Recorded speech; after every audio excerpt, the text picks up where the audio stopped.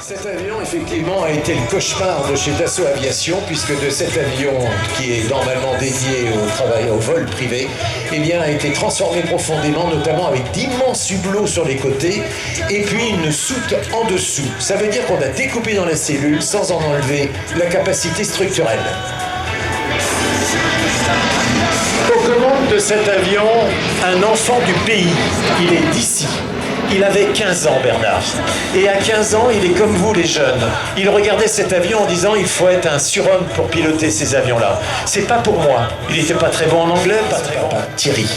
Et puis, il y a un petit garçon qui s'appelle Brandon. Et c'est justement pourquoi, les enfants, vous avez le droit, effectivement, de penser à l'aviation. Brandon, il est avec sa maman, Charlotte. Les amis, la famille, ça veut dire que c'est un humain qui est à bord. Cet humain dont on vous a parlé longuement tout à l'heure. Et ces humains, ils ont des missions. Et cette mission, c'est de préserver la paix pour la France. L'aéronautique, quelle qu'elle soit, ainsi que toutes les forces armées, sont là pour préserver notre indépendance et notre paix. On dit au revoir, on vous salue, on vous retrouvera plus tard. Les phares sont allumés. Mesdames et messieurs, la Marine nationale vous salue. Et on peut applaudir les marins du ciel. Ils sont 6000, ils vous attendent.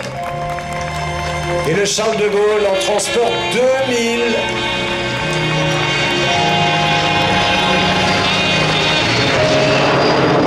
Bernard est auprès de Ève qui fut chef de cabine principale sur Concorde. C'est son épouse. Le fils est également pilote de ligne et Bernard, c'est le commentateur. Je vous repasse les commandes.